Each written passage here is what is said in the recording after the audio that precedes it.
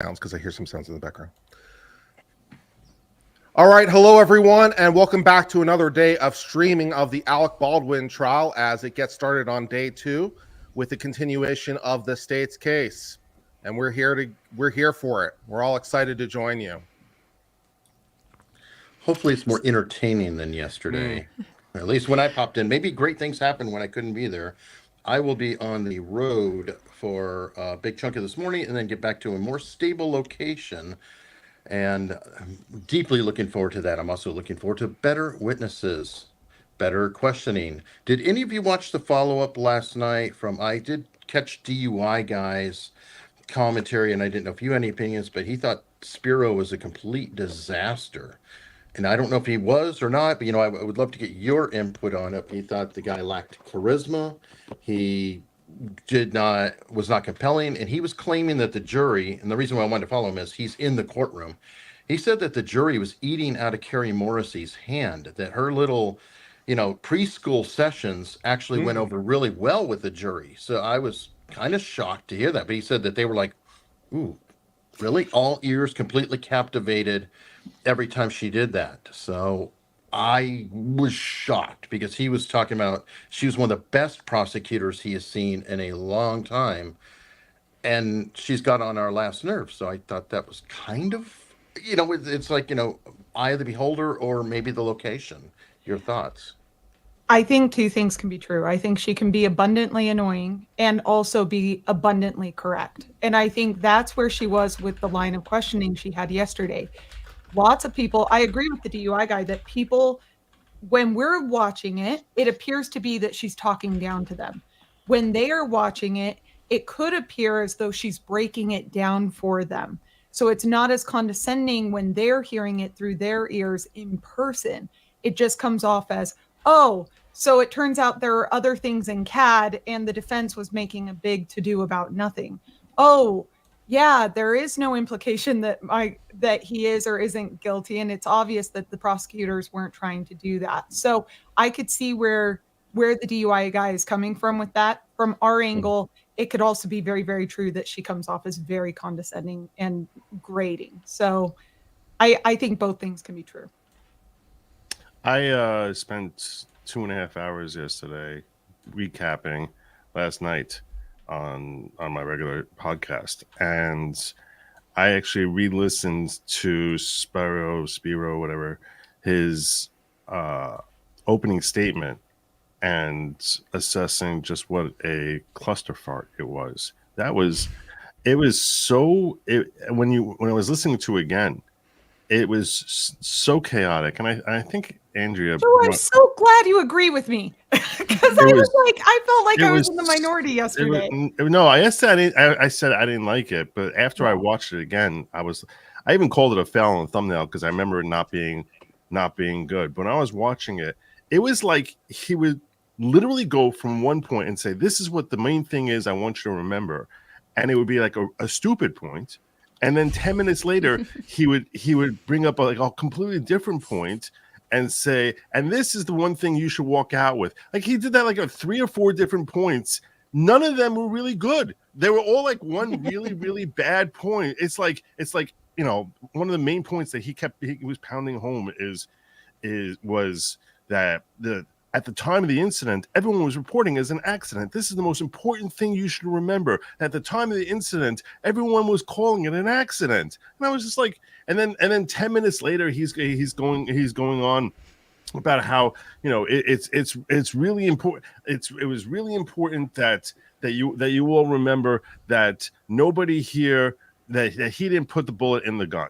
He didn't put the ball in the gun, and that's the most important thing. And the next thing, and that's what's really important. You need to remember that's the most important thing, because if you don't remember that, in that case, you don't realize that's what this whole case is about. They never found the bullet because they weren't looking for the bullet, because he's the shiny object. He's the shiny object. That's what you really need to focus on. He's the shiny. It's like, I don't know what the hell I'm supposed to be focusing on here. None of these are great points. Instead, you should. Not once did he say Alec Baldwin felt badly about the death.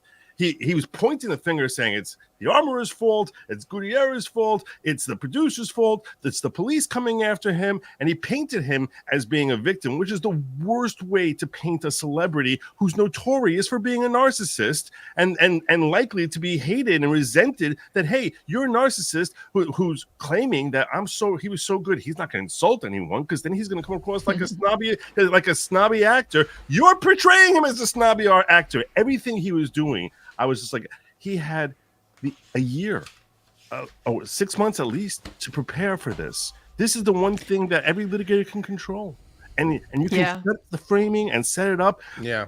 During a trial, things come up. You don't know what's going to happen. Like things come. You have to fly the seat of pants. This is the one thing that I can set my framing here from how our theme of the case, and his theme was chaos, and that's why I think it's terrible. Go ahead. I'm sorry. I feel like the problem here isn't a lack of charisma. I think he's got quite a lot of energy and the ability to connect. I think the problem is really, like you're saying, Joe, his lack of targeted messaging. It's just all over the place. It reminds me, I'm always reminded in a lot of these trial settings, I always think of that thing that Scott Adams says about the cognitive dissonance tell, when you have like 100 billion reasons for something instead of a simple explanation, a simple reason for something. It's a tell that you are reaching, that you are trying to reconcile something that you inherently know is incorrect. And that's the feel I got from his opening statement, that exactly like you're saying, it's because the armorer messed up, it's because the ADA messed up, it's because the law enforcement didn't investigate correctly, it's because there should never be any live ammunition on set, it's because the cinematographer told him to do it. Like, there's just reason after reason after reason. And I think the point that you're making there is that it just makes it very difficult to be able to connect with any one of those. It sounds like we're just starting from the position that Alec Baldwin must be not guilty, and whatever reason you need to come to that conclusion, I'll serve one up for you. If this one doesn't work, how about you try that one? Yes. And so, yeah, I think the risk is that it just comes across as insincere and perhaps a bit uncommitted. I didn't like his phrasing in a lot of places because I tend to think, just my impression already from this case is that he may be himself rather quite a lot like Alec Baldwin. He may kind of think along a lot of the same lines as Alec Baldwin. It's not uncommon. It's a lot of the ways that lawyer client relationships form is because you have similarities. You can relate to each other, talk to each other in your same language.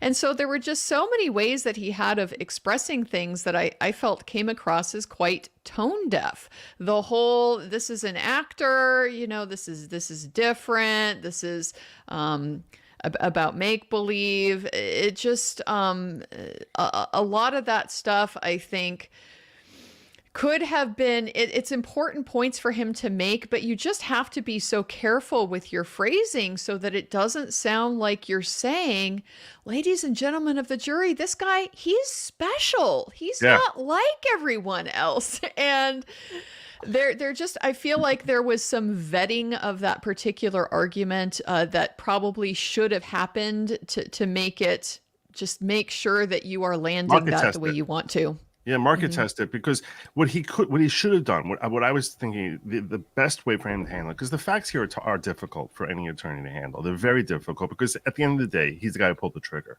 So that makes it very difficult. He didn't check the gun. He did point it at her. There's all these bad facts that he has to overcome. And that's why I think his theme, the healthiest theme for him would have been that this was a terrible accident. He feels awful about it. He has not a day of his life that hasn't gone by that he hasn't felt some level of grief over the fact that Hannah is no longer here and the terrible pain he feels for her family. And at the end of the day, this is what the culture is there, and that's why it's an accident. If you might look at him like he's some sort of star. I would have humanized him and say, you look at him like he's some star because you might have seen him in some movies or something like that. He's a man who's fallible, makes mistakes, just like me, just like you. We're all fallible. And this was a terrible, terrible accident, which had the worst possible result. But at the end of the day, it's an accident. And accidents, unfortunately, the same way I make mistakes and accidents happen and you make mistakes, he made a terrible mistake. But you need the most important thing for you to remember, the actual really most important thing for you to remember is that being part of an accident is not a crime.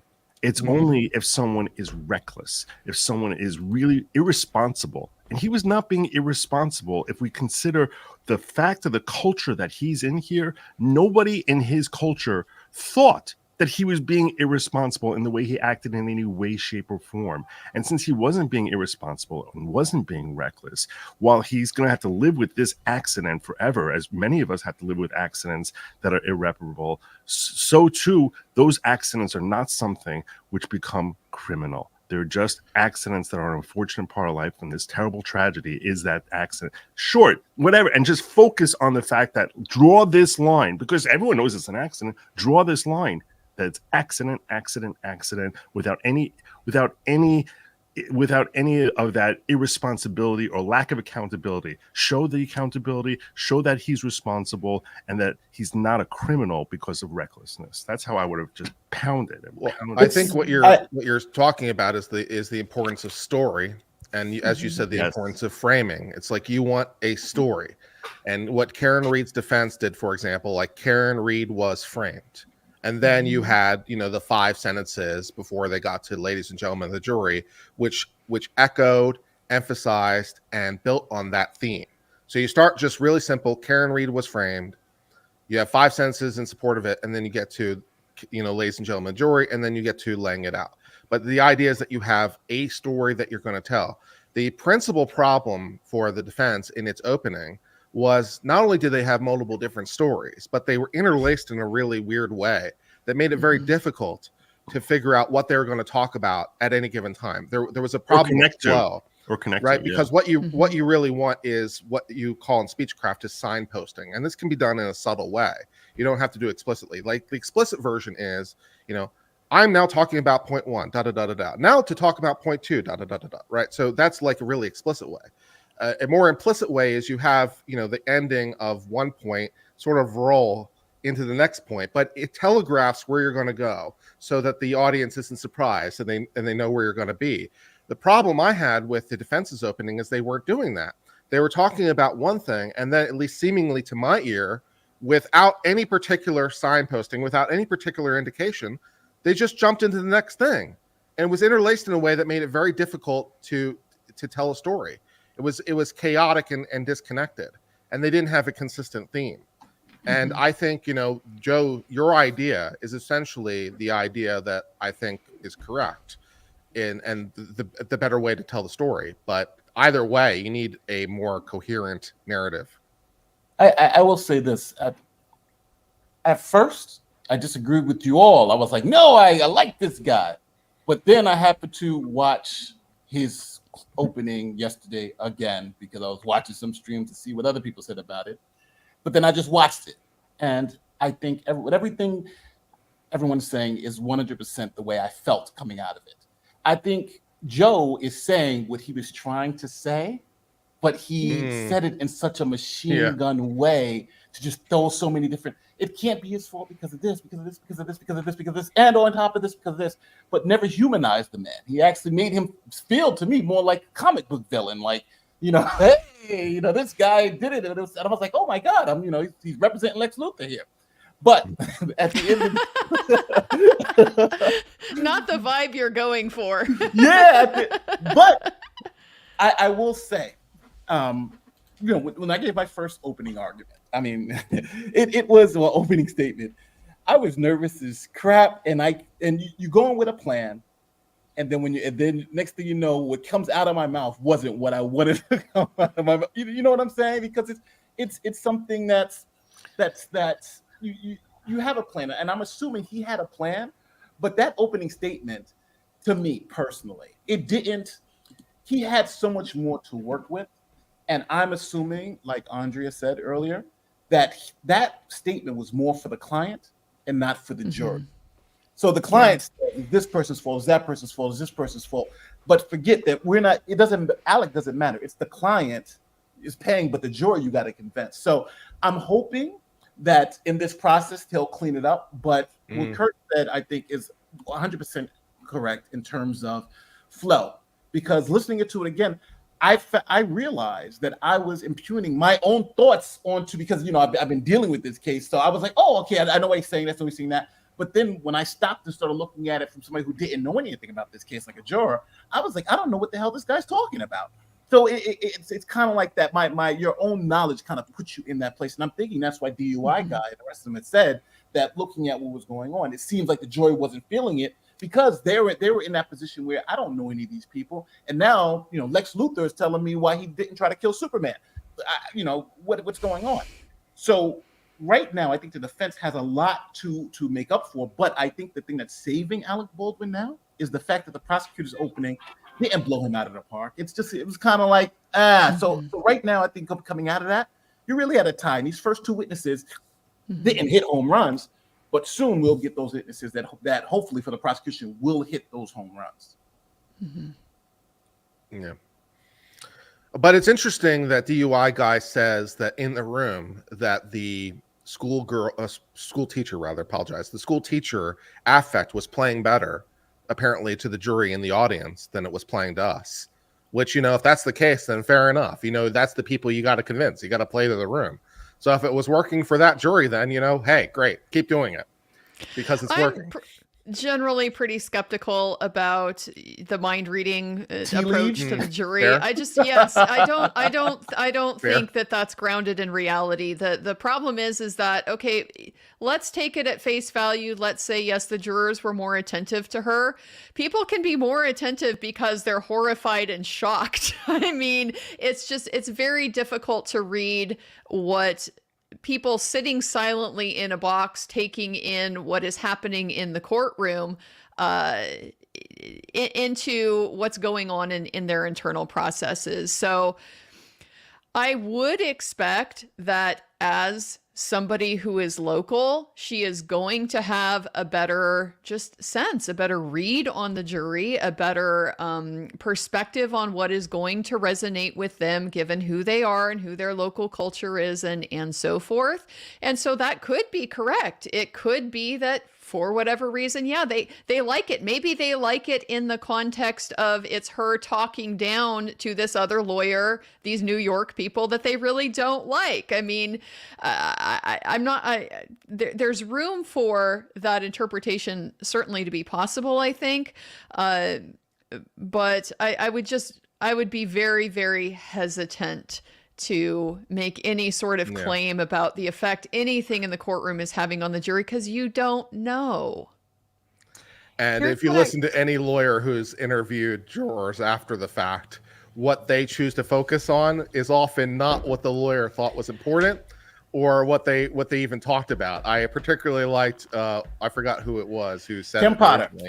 But they said, like, I mentioned this point to the jury, something like 30 times they said. And after the fact, I was interviewing the jury, and it's like, I really wish you had talked about this thing, which was the thing they talked about 30 times. So somehow it didn't get through. Or I remember another case where a lawyer was talking about a mistrial, and there's like, oh, you know, we were disputing the leather jacket because whatever it was, the leather jacket was really important to that particular jury. So in trial number 2, the lawyer spent more time talking about this leather jacket because it was important to jury number 1.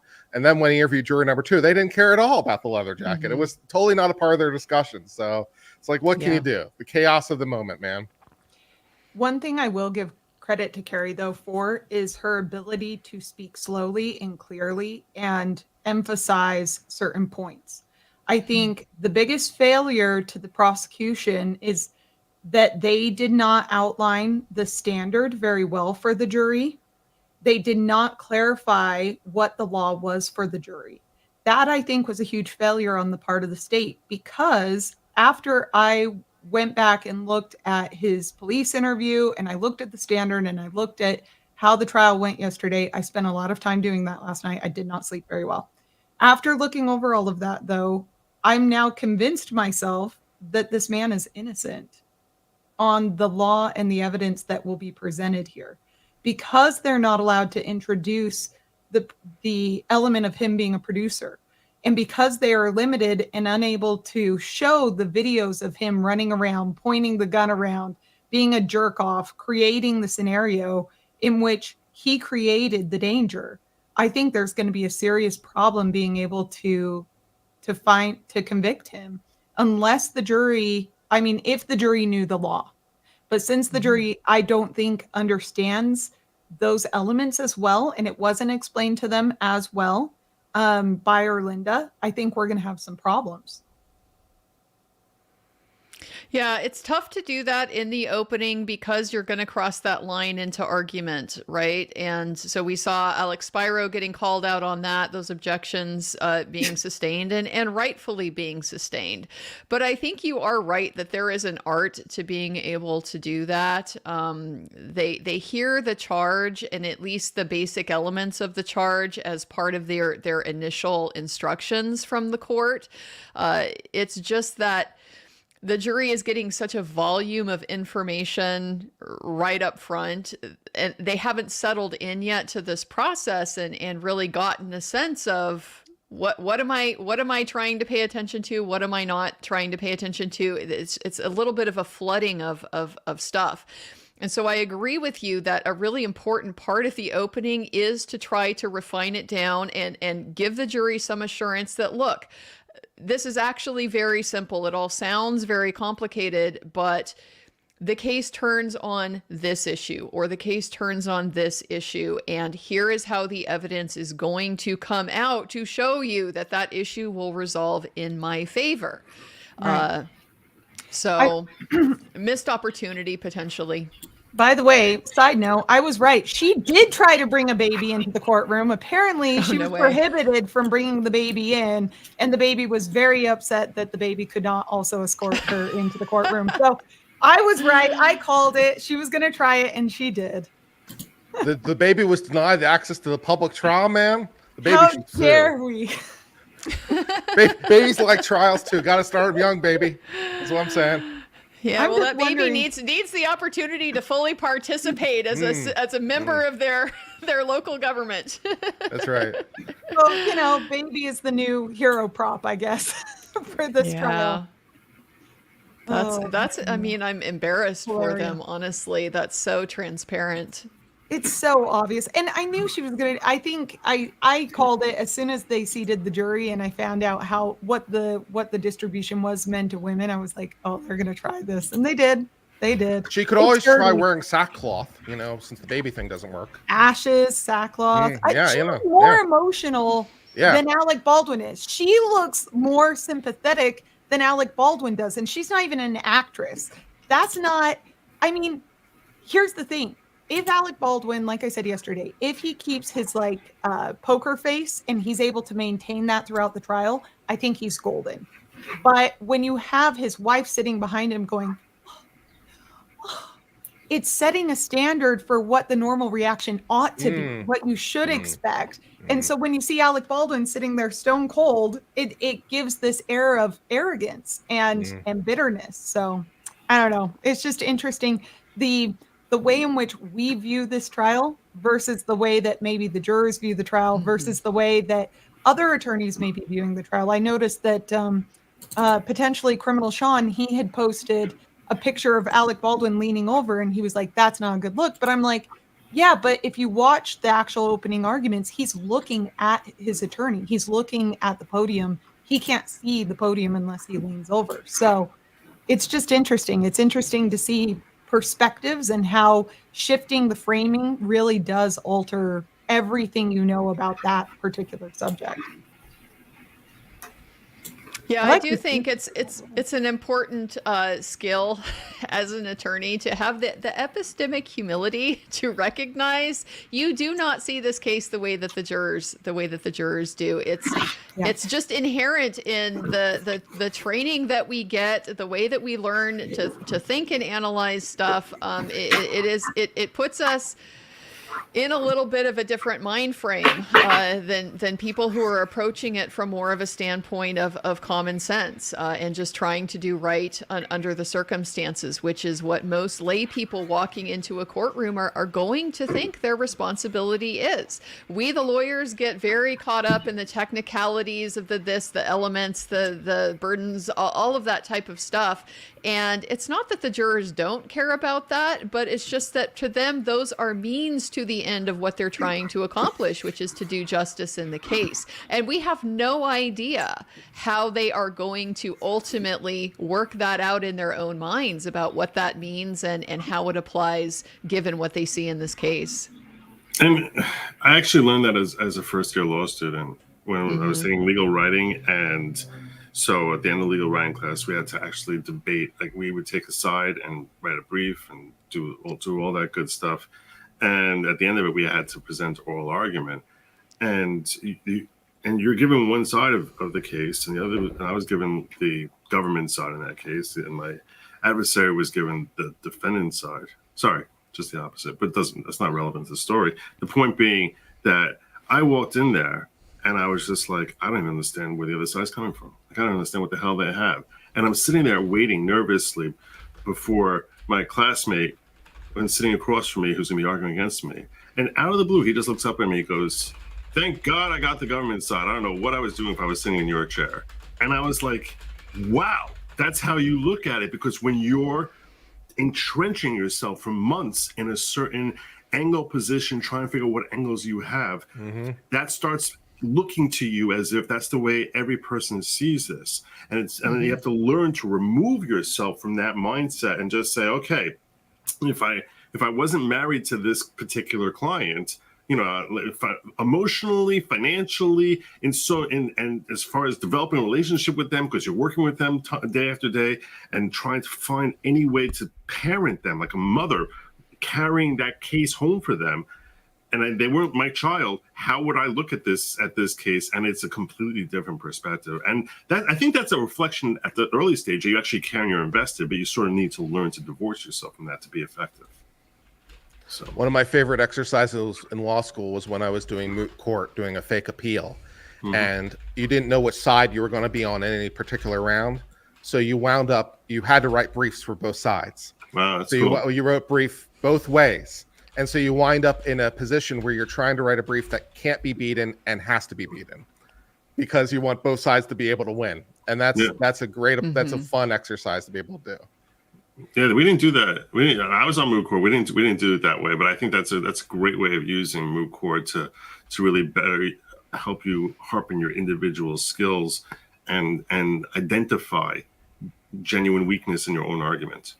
And thereby and try to compensate and really, frankly, what he was doing yesterday, his job, framing, that is essentially what every attorney who's litigating is engaged in, is framing the position, framing the arguments in the way that makes it most likely for your client to succeed. There's a famous story of an attorney whose name is slipping my mind, who took exact opposite positions before the Supreme Court, like 2 weeks apart. You remember the one? Which one is it? No, not off the top of my head, but I've definitely heard it done.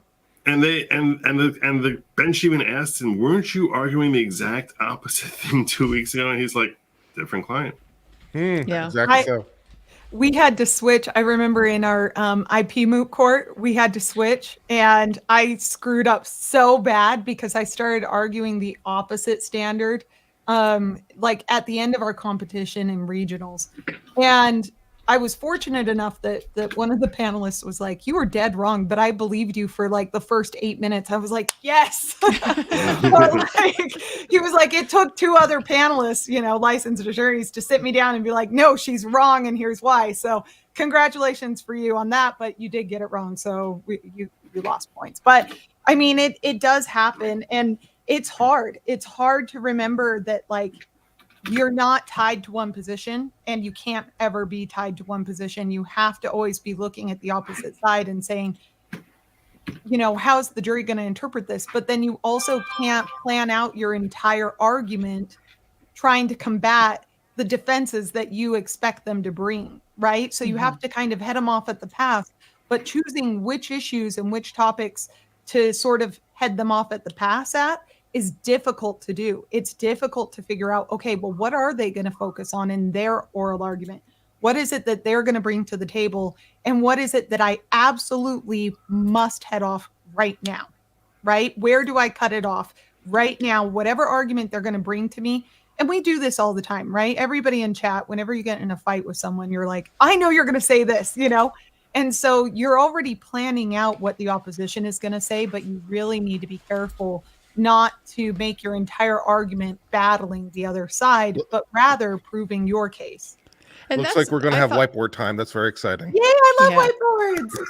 And that is, Danny, one thing that the prosecution did that I think was very effective when they started off their opening argument with, or their opening statement with, this is playing make-believe with a real gun. I thought that was such a good point, because that's going to that heart of what the defense is saying. Well, this is all just pretend stuff. And since it's all pretend stuff, you know, we use different rules. We have these people that we rely on to make sure that we can safely pretend, but it's never supposed to be real. She just got straight to the throat and pointed out that, yeah, you might have been playing make-believe, but it has very real world consequences when you're dealing with real firearms. And so that was such a strong point for her to start off with. It was unfortunate, I think, to see that kind of get lost in the just blizzard of facts and names and things like that were kind of thrown out in the rest of her argument. Had she more effectively weaved that through her presentation, I think we would have had a lot stronger impression of the state's case here. I 1000% agree with you. And, you know, we were talking about standards yesterday too. And I went back and I watched Baldwin's interview, the police interview right after the accident. And it was interesting because in the interview, he claims that he really trusted his armorer, that, you know, she did everything right for the first 2 weeks. We had no problem. She handed me a cold gun, which either meant it was full of dummies or there was no ammunition and there was only a cosmetic piece in the front.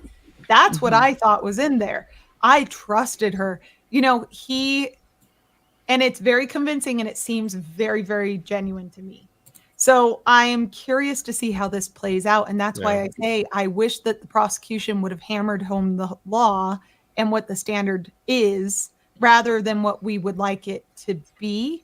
And well, what it is. And then when the defense came up, it would have been great to have heard an argument about what we wish it was, right? So here's what the actual legal standard is, and then have the defense come up and say, that's great, but here's the industry standard.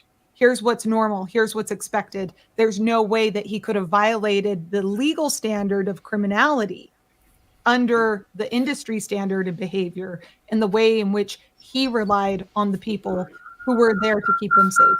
What is that sound? That's not me. No, I think that's from the courtroom. That's Joe. Oh. I was trying to figure some stuff. Yep, you need to figure that out. I'll mute your mic for the moment. Yeah, so anyways, I think this is going to be interesting as we see how it develops further on day 2 with the issues that are presented. And so far, you know, we haven't heard a whole lot here. We've heard from, you know, the first responders who came to the scene, and, you know, we saw tape relating to the injury as it was unfolding, and it was, you know, emotionally resonant, but it didn't really, and we did see a little bit of, you know, some of the initial statements of Baldwin and some of the initial statements of some of the crew with respect to what they thought was happening. So there was something there, but we'll see how it develops here further. Yeah, I think there's always going to be a lull in a case that's got technical evidence in it, because you just have to get through that foundational stuff that is, it's tedious, it's boring, but it's just necessary.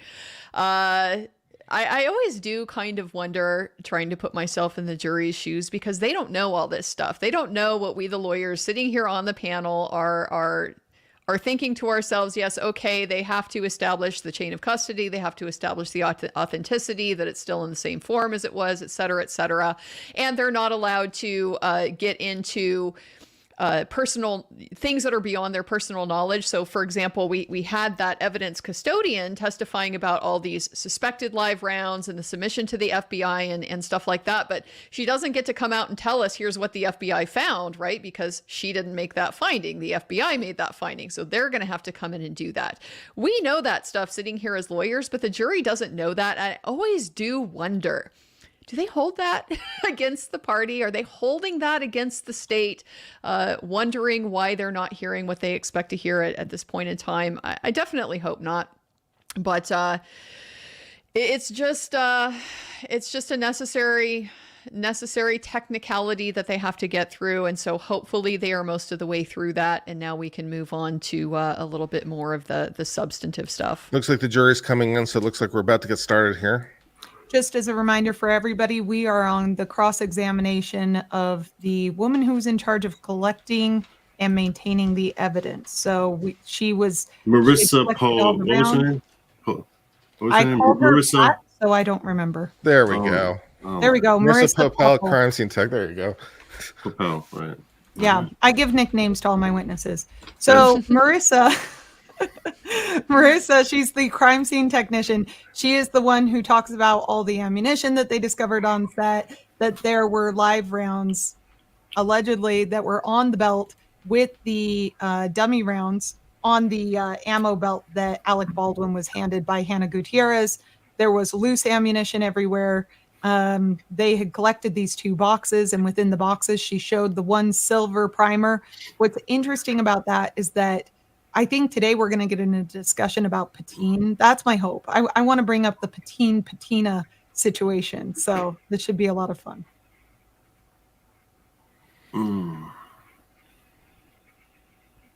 What was interesting too with the Hannah Gutierrez, if you don't mind me saying, is in Hannah Gutierrez, they showed that the primers could be different colors. The sound, we have no sound. No, there is no sound. I was just double checking, but my sound volume is up all the way. So, does anyone else have sound? Other stream? No, that's the way they do it. They mute it until they turn it on. That's what I noticed yesterday. So annoying. Yeah. Also, to make up, we are playing bingo, and I will mark the bingo slots that I see as we go along in chat, so that way I don't interrupt the panelists. Yeah. See, look, when you finished off, and you were like, and that's why this should be really exciting, and you were like, and here we go, and go. Yeah, I was. And it's muted, and we hear nothing. And here we go. This is going to be great, you guys. Are you ready? This is going to be the best witness testimony we've heard so far. Yeah.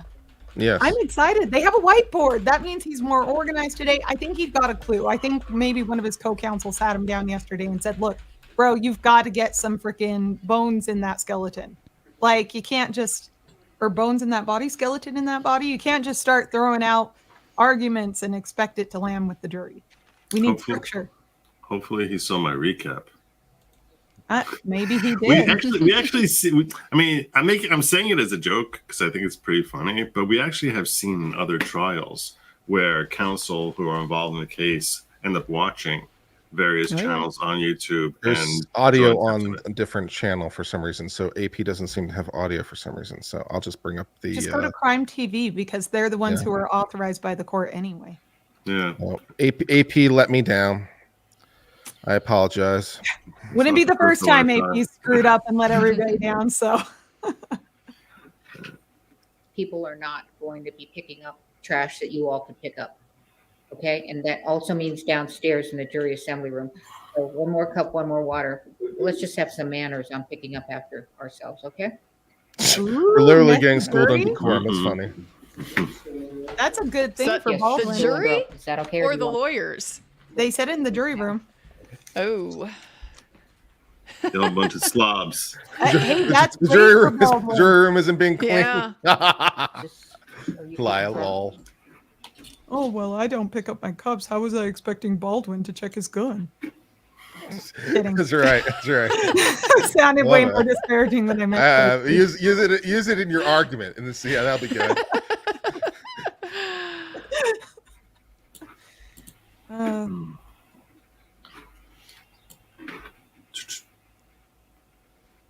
Do you guys have any idea do we have any idea like what kind of order the state's going to go in? 200 watt, man.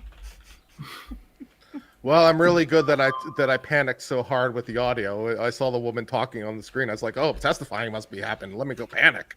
Really glad I did that. Me too, because now we know we have audio. So it was a preemptive panic. Good for us.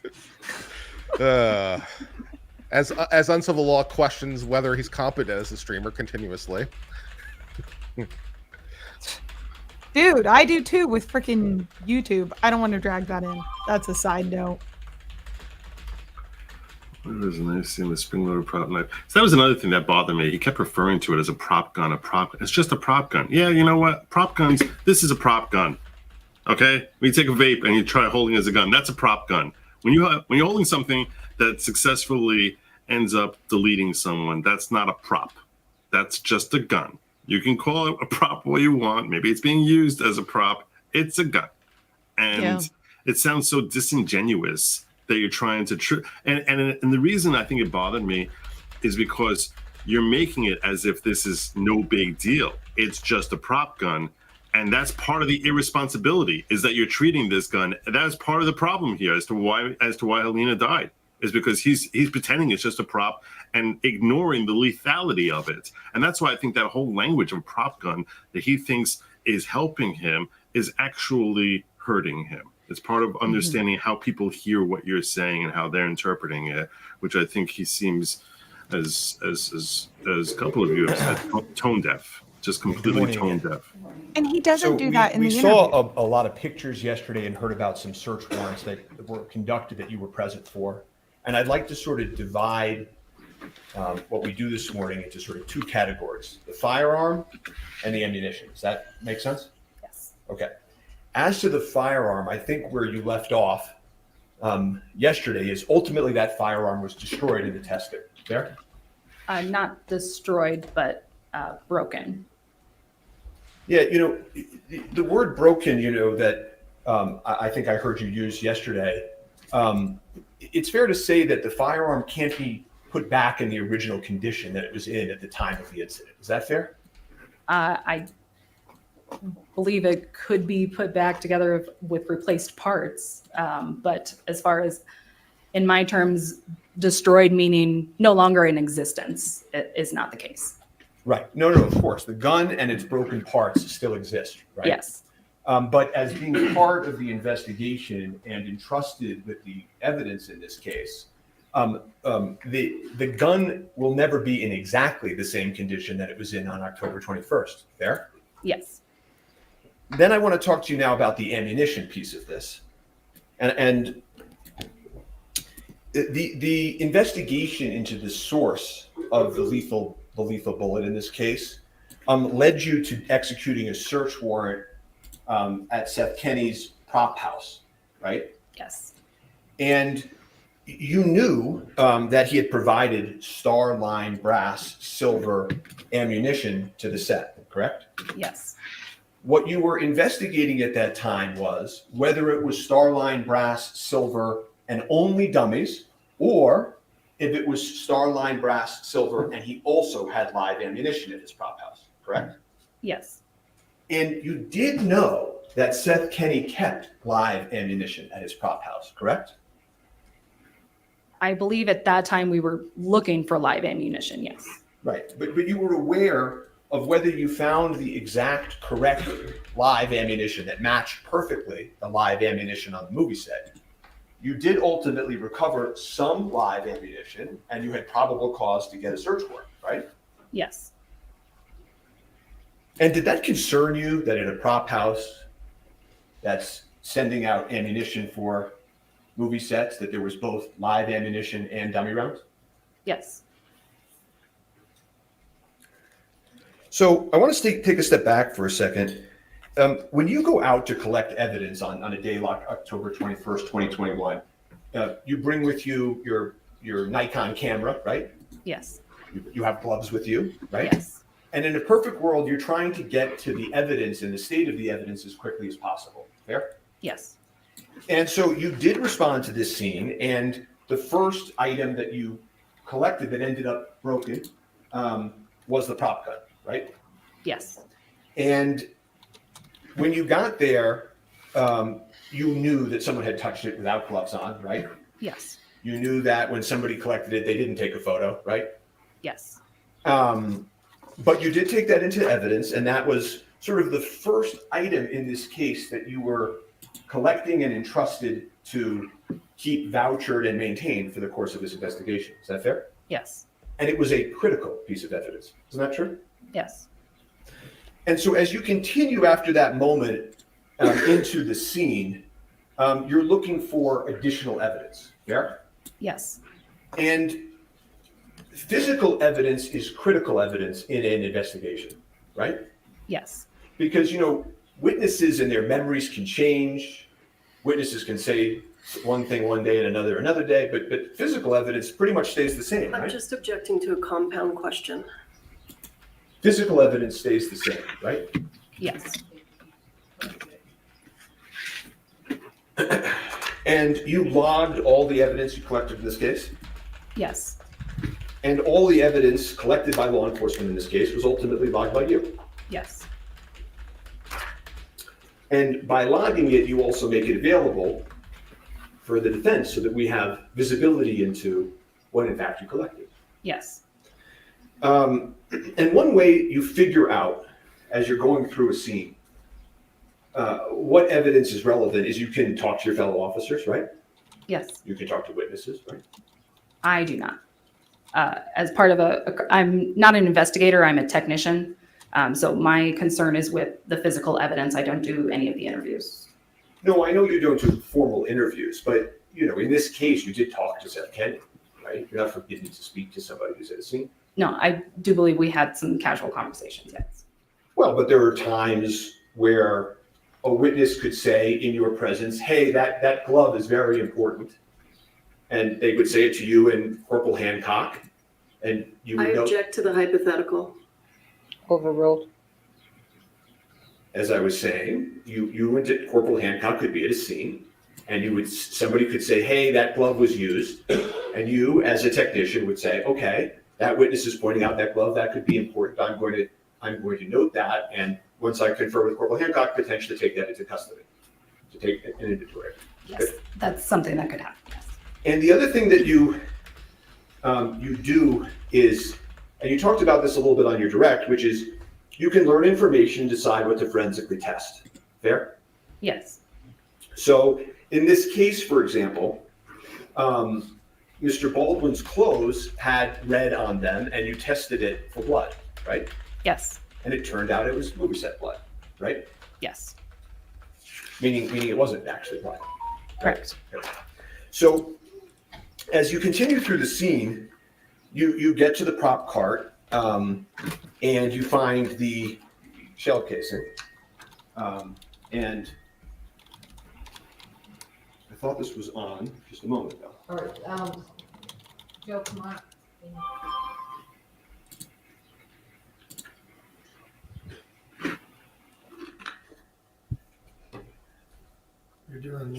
All right, I'm showing the super chat. This made me laugh. Thank you, 200 Watt Studio.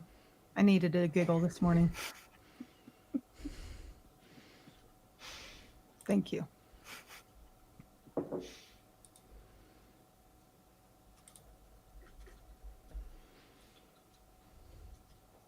Does he have bad allergies or is he crying this morning?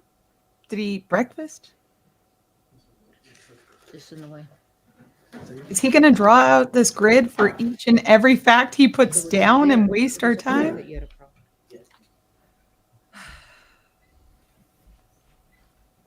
Why didn't he draw? And I'm putting State's Exhibit 29. I'm just a minute, Mr. Spiro. I'm wondering if Oh. you're trying to figure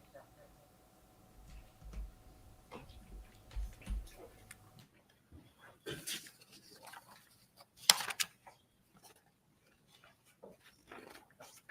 I'm really glad I'm not the only one with bad penmanship in our profession. Soothes my soul watching him write. I always think my penmanship is really good, but then people can't read it, which is kind of weird for some reason. I think they're all biased against me, though. So I'm pretty sure.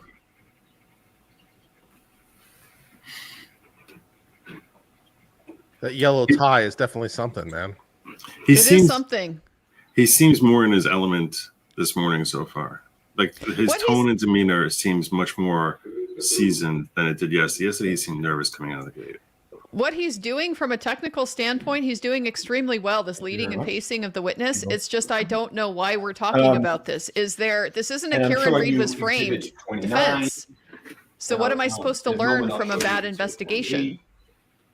28. I was asking that throughout. The shell casing that you recovered in this case that housed the lethal projectile, correct? Yes. And so, and in fact, you were able to then recover the actual bullet piece of the ammunition because you learned from Mr. Baldwin that it was at the hospital with Mr. Souza, right? Yes. And so you were then able to go to the hospital, and we heard from that officer, and collect the other piece of the ammunition, correct? Yes. And that's an example, right, of learning something from a witness and making a decision based on it, right? Yes. Okay. And as to the prop gun, because you learned from Mr. Baldwin that he just manipulated the hammer, you didn't test the trigger of the firearm, correct? I'm sorry. You're asking if I myself tested the Trigger, yeah.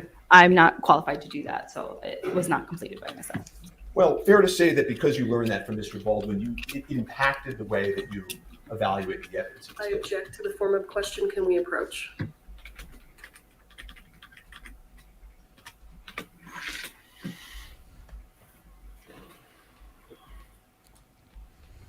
He does have much better control over the witness, Yeah.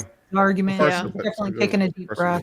And I agree with what you're saying, Andrea, that he the nature of trying to make it as if he did the same thing yesterday. Trying to make it as if we don't know who the killer is. They haven't proven that who the shooter is kind of silly and a waste of time. On the other hand, if his objective here is to try and get his bearings back and get back into what he knows how to do better than what he did yesterday, I can understand it. Briefly, yes. Okay.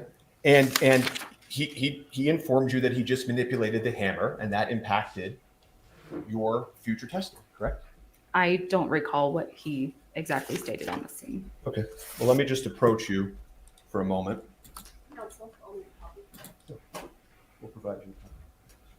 200 watt. You're just nailing it today. We're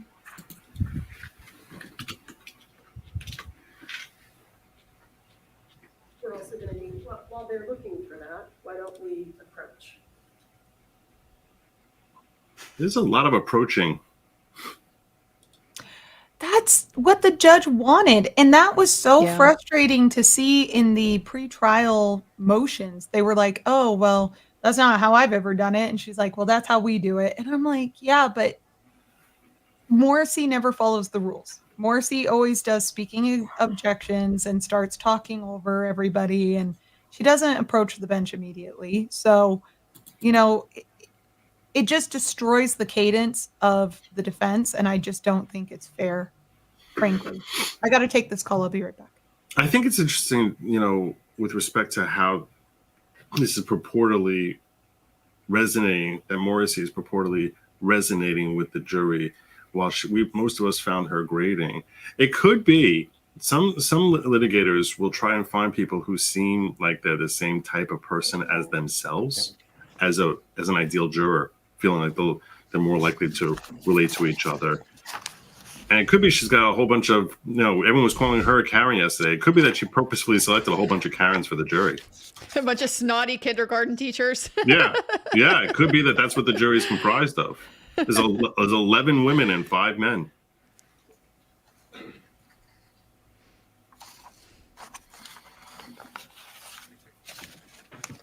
By the way, of course, we do appreciate everyone who super chats to the respective channels. We do appreciate it, and we'll make sure to try to bring up everyone's super chats on screen. We try to bring them all up on screen, and the larger ones we're going to try and make sure we read if we can. Like the ones like $20 and up, we're going to try and make sure we read those out loud and address them. Page 3, lines 9 through 11. and I'm showing the witness. Does this, and as you can see from up here, this is a lapel camera from 1021, a lapel recording from. Do you see this answer here?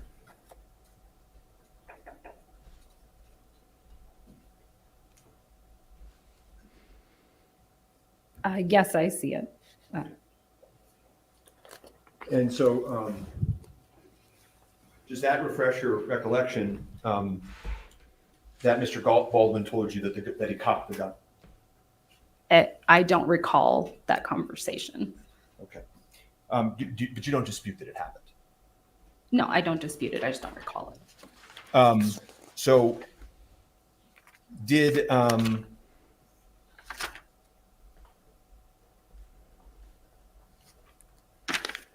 but when you made the request. Objection, let's approach.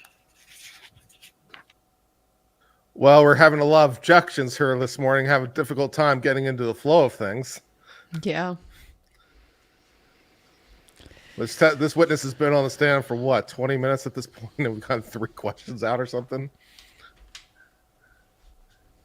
Yeah, man. I don't understand. I really don't. I don't understand this approach with this witness. He seems to be trying to go down the road of you didn't try to verify the story that he gave you about the gun firing by itself.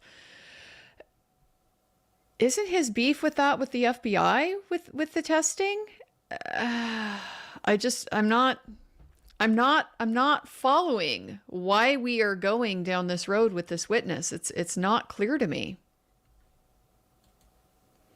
It seems to be this kind of knee-jerk defense reaction where if there's a witness on the stand that the prosecution has put on, you have to challenge that witness for some reason. Like you don't always.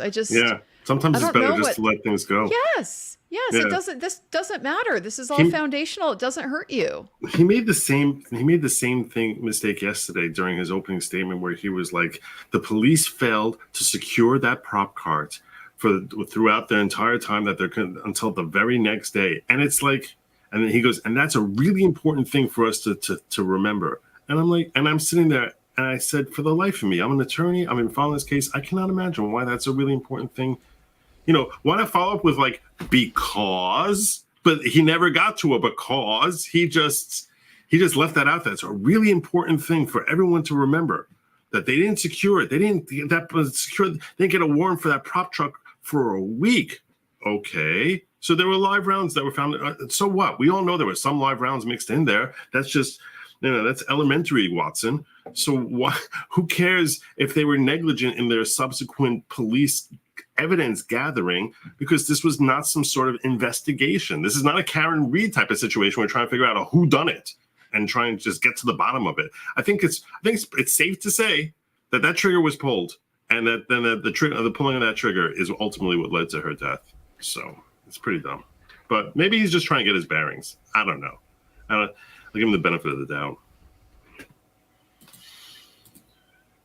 Why do people waste their time and money on cases that are open and shut? I mean, how much money in combined spent on this case? Alex is guilty 10 ways to Sunday. Yeah. So the answer to your question, Nirvana, is that there is the real issue here. The real question of fact is, was he sufficiently irresponsible that we call him reckless? And that's where I really think the defense should have hammered home, and they failed to. And he really failed on that yesterday, and focusing everywhere else, blaming other people. But the reason is because this definitely is an accident. He's responsible for an accident, but he's not criminally responsible unless the state can prove he was irresponsibly reckless.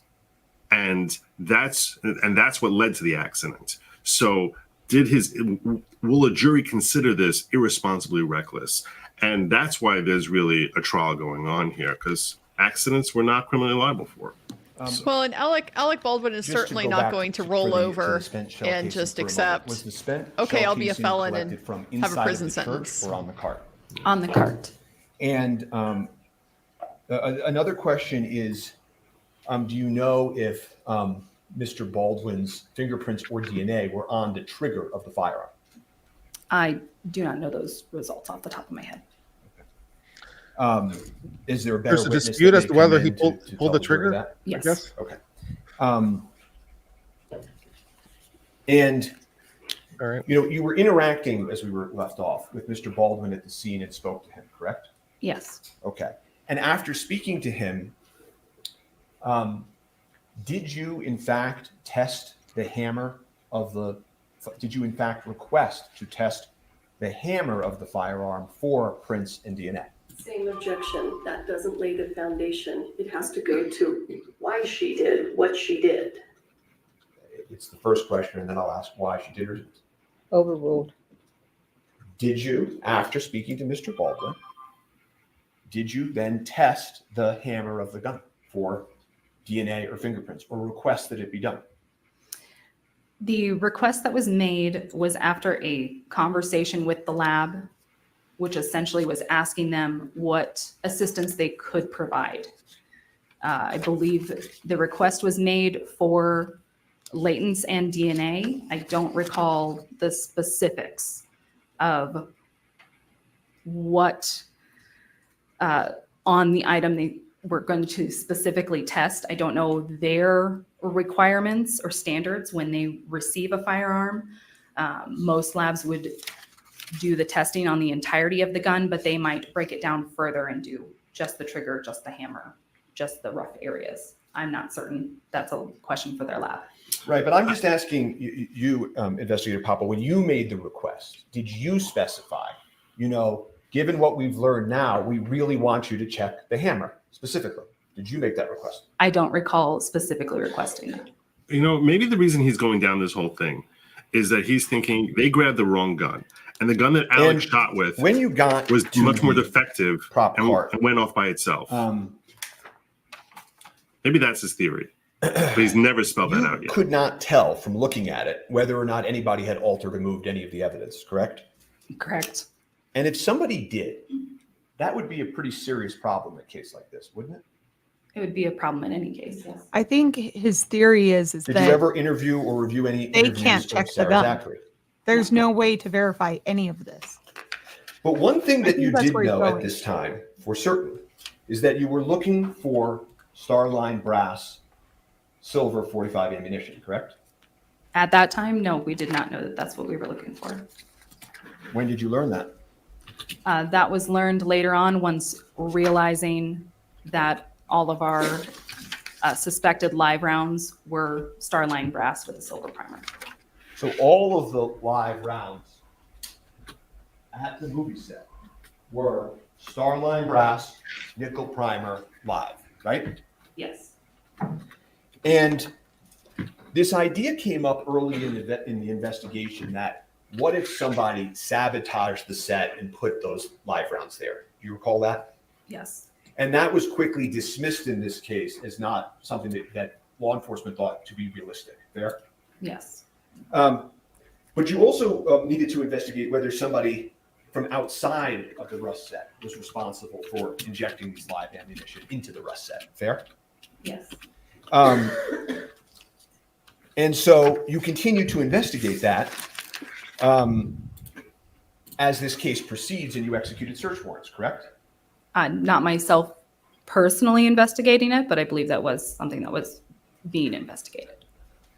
So, we looked at, and I'm just going to show you Defense A1. And what's this a picture of? These were some of the rounds that were located loose on top of the cart.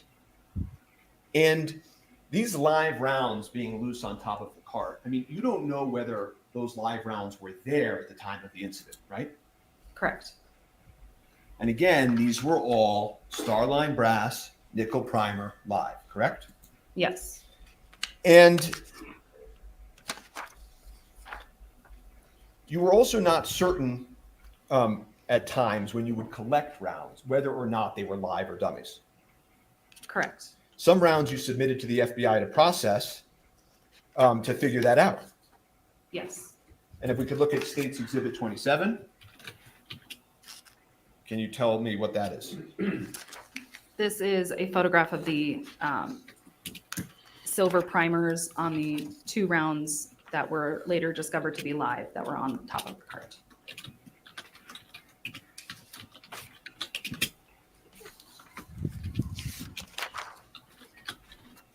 And so in this box you then collect, which is defense A2. Right. What was your understanding of this box? My understanding was this was the box handed to Lieutenant Benavidez that was being pulled from at the time to load the firearm. It was then placed in his unit and later collected by myself. And when you looked inside of that box, State's Exhibit 17, what did you find? These were the rounds inside of the box. And can you tell the jury the significance of that round? Yes, this round with the silver primer was a live round. But you don't know whether somebody was rifling through this box and just missed one, do you? No. And you also showed the jury that these Starline brass nickel live rounds were found in other places on the set, right? This is State's Exhibit 16. Yes. And what is this? This is a close-up of one of the gun holsters that has a live round in it. This silver one is a And live round, they State's said Exhibit yesterday. 15. This is a close-up of the gun holster that was belonging to Mr. Baldwin that has a live round in it. And was then 15 was this is 15. Was 16 the one that was the other actor, Jason Eccles? Yes. Okay. And so Mr. Eccles, another actor on the set, turns out that he, as he acted, as he performed, had a live bullet in his bandolier, correct? Yes. And you have no reason to think Mr. Eccles had any idea that was there, right? Correct. Best point so far. Your working theory, as you evaluated the ammunition and looked at the similarity between the Starline nickel live and the Starline nickel dummies, is that they could have been easily commingled. There? Yes. In other words, somebody could have mistaken one for the other, right? Yes. And so when you conduct then a search warrant on the church, you find additional evidence, right? Yes. And you talked about search warrants in your direct examination, but I just want to orient the jury a little bit to what that is. A search warrant is where you go to a court and you swear out a warrant, and the warrant tells you what you can search for inside of a dwelling or a location, right? Yes. And you tell the court what information you have and what you'd like to look for. Fair enough? Yes. And unlike somebody sort of, walking into the precinct and voluntarily giving you evidence, one of the things about a search warrant is you don't have to tell the person you're coming before you go, right? Yes. So as you're going into execute the search warrant on the church, and the warrants in this case, you did discuss that with Corporal Hancock, correct? Yes, I believe we had some brief conversations about the search warrants. And the warrant for the church, it didn't indicate that there was any specific crime you were looking for. Is that fair? I don't recall. And so when you went inside of the church, you were looking for evidence, right? Yes. And you remember, as you ended your direct examination yesterday, Ms. Morrissey, the prosecutor, said, you keep all of this evidence so that if anyone wants to bring any evidence, you have it, right? Yes. Okay. And one of the things you found in the church was the shot list for the day, right? I don't recall that. Do you recall collecting paperwork inside the church? Yes. Okay. And Your Honor, I've already indicated to Mr. Spiro that I object to some of these, so we can approach now. I wish we had dealt with it previously. You and me both. I wish a lot of these issues had been dealt in prelims. That's what they're for. No, Yeah. I think I could just lay it and introduce it. Well, she said she objected. She clearly doesn't think you're laying the foundation correctly. Yeah.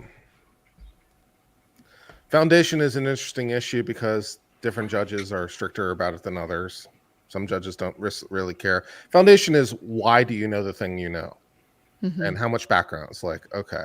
So if I ask you, did you see the car wreck?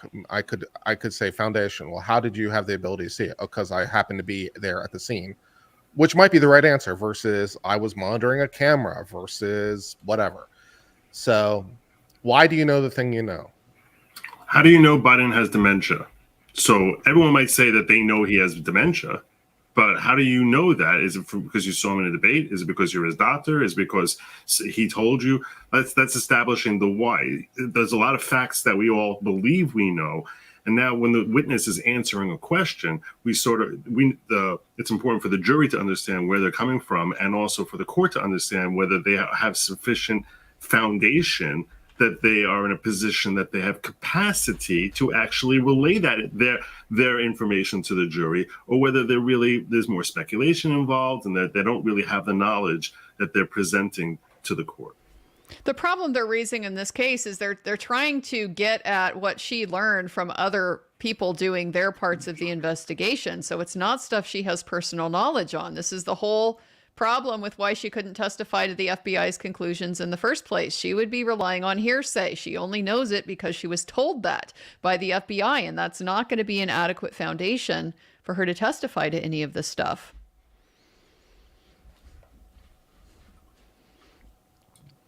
So sometimes it's just as simple as, okay, she can identify this document as something that she seized from the church, and it's true and correct, and it's accurate, and that's going to be enough to get it in as a document that you found in the church.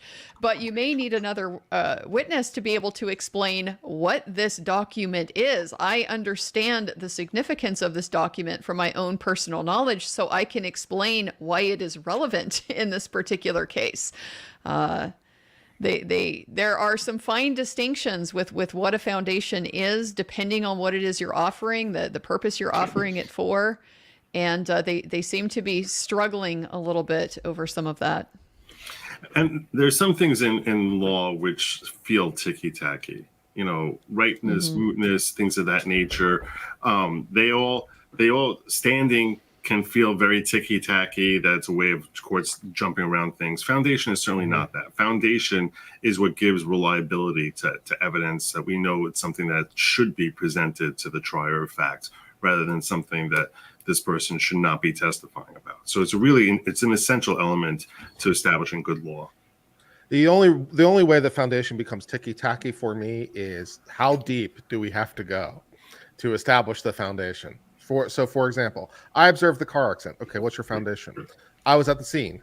Okay, foundation. How'd you get there, right? So there is sort of a turtles build on turtles thing. It's like at some point we have to say, okay, this is where we're ending the pyramid, and it's foundation enough. So, well, and then that comes down to who your opposing counsel is, right? Are they the dick who's like gonna get you on a gotcha? Well, you said it happened exactly on this date, and it's not even relevant what date it occurred, right? On a minor ancillary issue.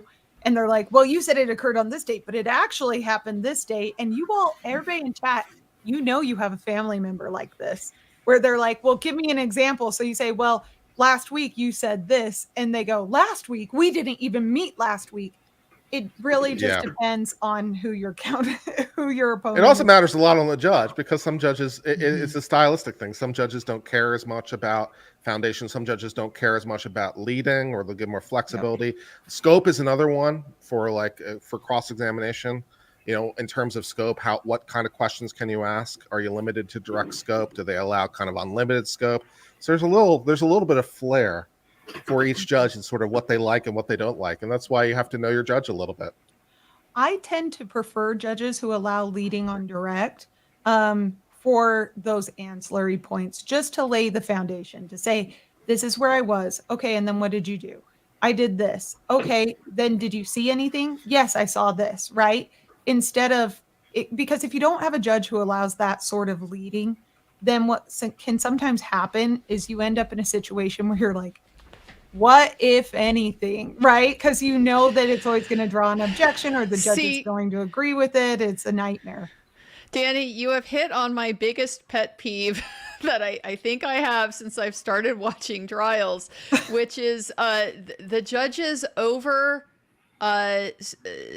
stating what a leading question is. Your question was not leading. Did you see anything is not a leading question? No, it's not. That's not inviting. It doesn't have the answer built into the question itself. That's what the leading is. If the question was, and isn't it true that you saw X? Well, then yes, that's leading because it's telling the witness what the answer is. But did you see something that's open-ended? But I'm agreeing with you 100% that there are judges out there who will look at that question and they're so overprotective of the direct examination that they're not allowing you to ask things like that are open-ended, but are allowing you to guide the witness to the particular area that you want them to talk about. And that can be so frustrating as a practitioner because you can't get the witness to somewhere without directing them to where it is that you want them to talk about. But you can do that without giving them the answer. In that context, I agree with you. When you're trying to transition into a topic, I totally agree with you.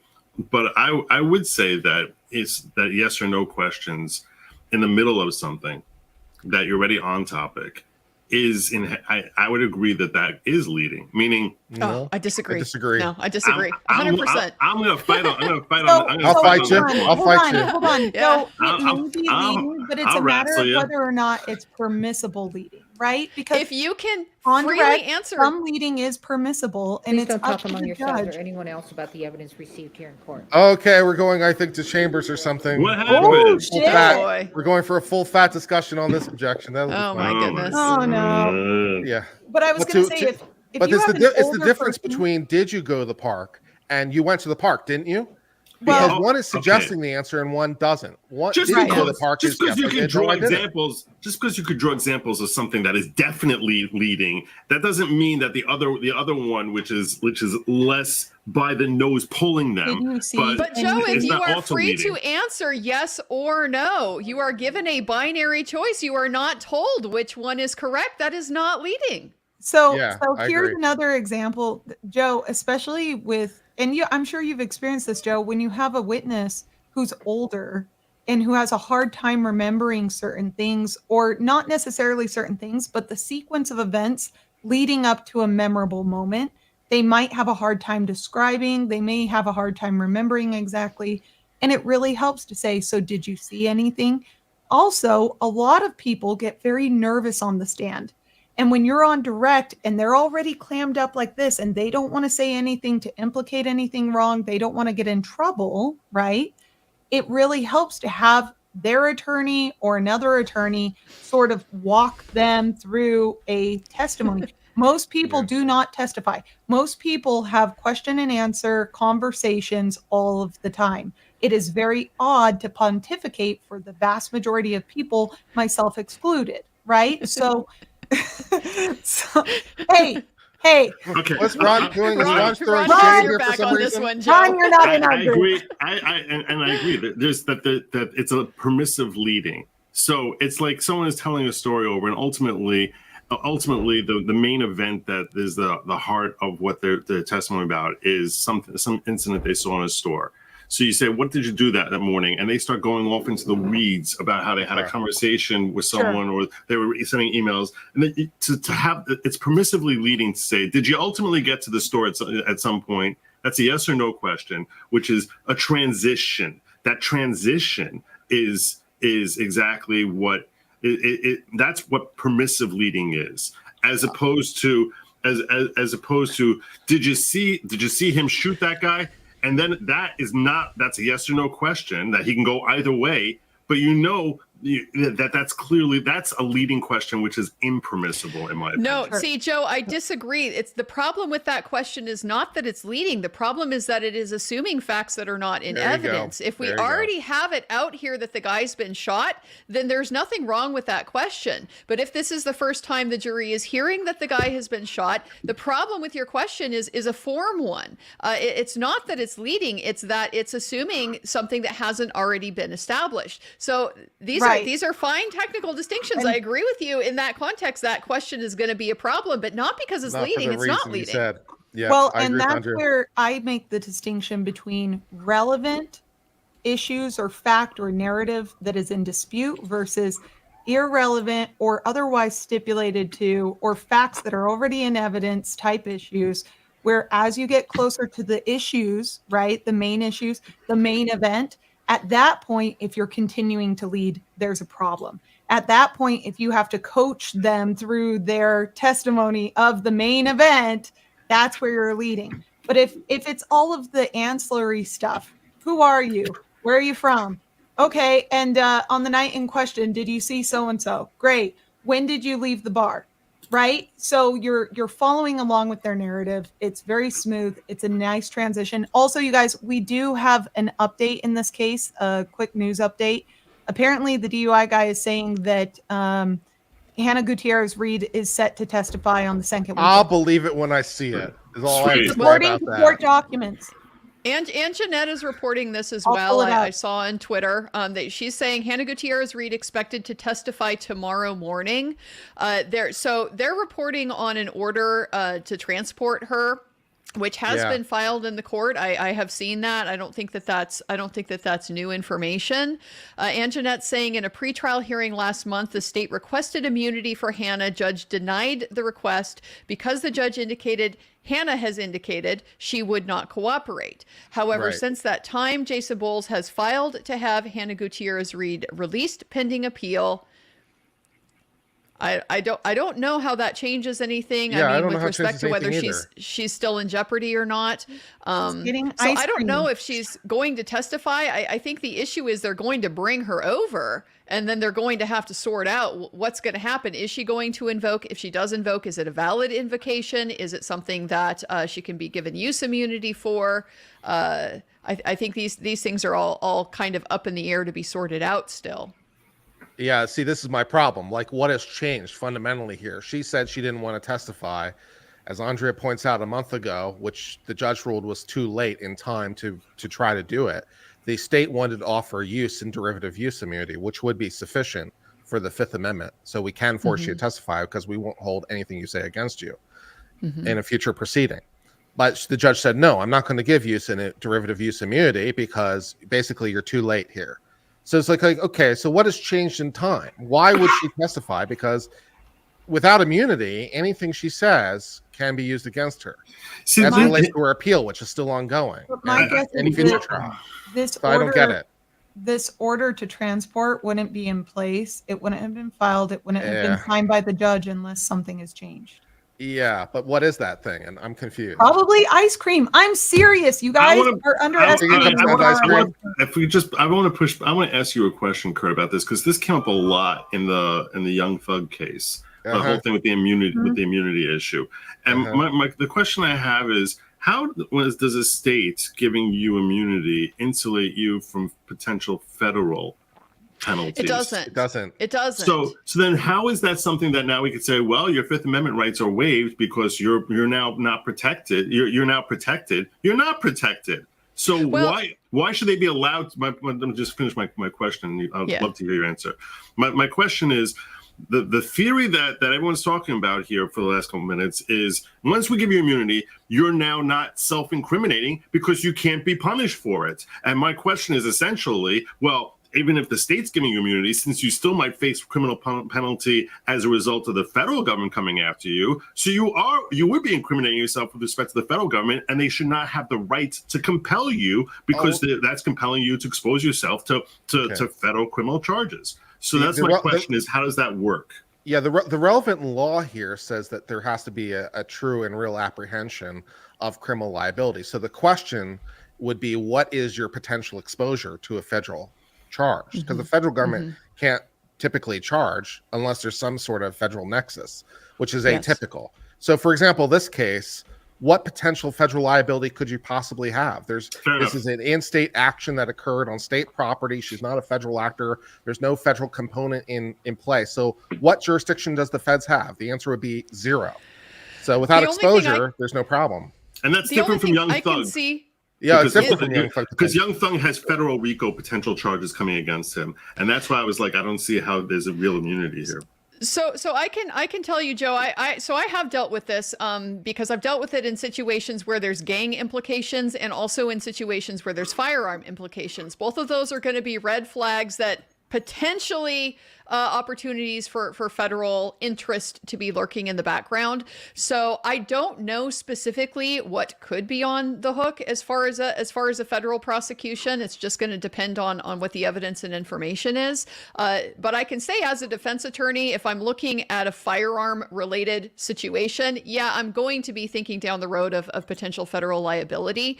The way around that, though, I mean, it's the burden is, whether right or wrong, probably always going to end up on the defendant to establish what is the potential exposure, right? What is the crime that you think you're potentially going to be subject to? Because the prosecution is going to do what Kurt's saying. There's no federal hook here.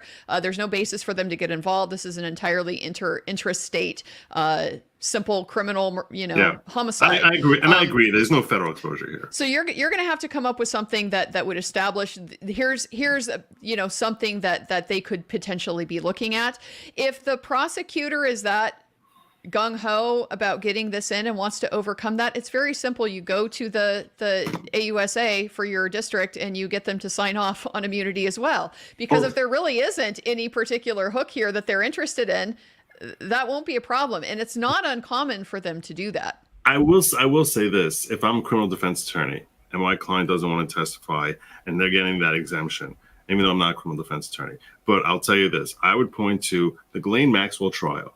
She was convicted of interstate commerce, of interstate commerce for all those disgusting things that were happening exclusively in the state of Florida.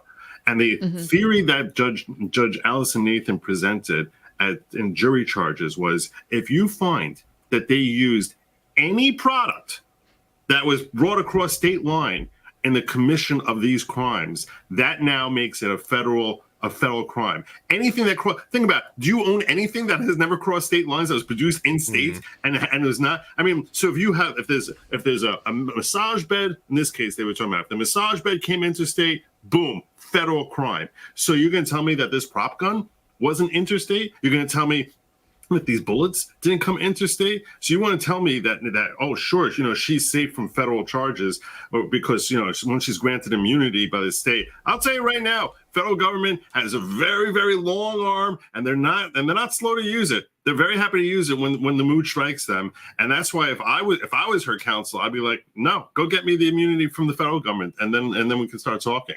Because they can drum up whatever they want to try and create. The interstate commerce hook does have a lot of power to it, because even your run-of-the-mill convenience store robbery would technically qualify federally as what we call a Hobbs Act robbery, because, well, don't you know that convenience store is operating interstate commerce? So your point is valid, but I don't know if it's quite as broad as you suggest. But typically, I don't know if this is true for the Maxwell case, but you'd be looking at a violation of the Mann Act for the transportation of minors across state lines. That would be right. But they were talking with respect. They were talking with respect to a minor who never left Florida. So with respect to abuses against her, she never left Florida. All the transactions happened in Florida.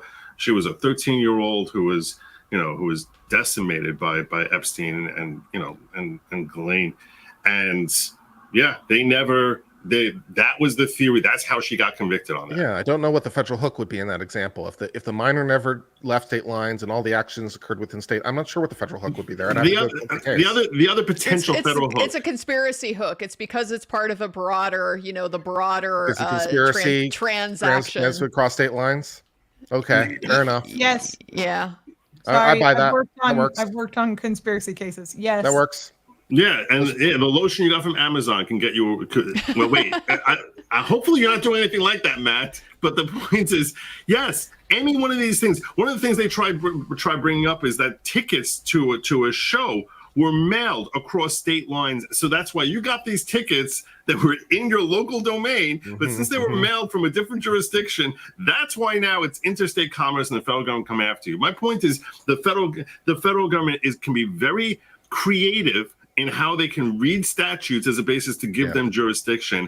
And that creativity would terrify me to say, oh, we're totally immune here. The state gave us immunity. We're totally fine here. I would never want to, as long as we want to terrify people about the federal reach, the federal government can also potentially reach you outside of the United States borders because of extraterritoriality.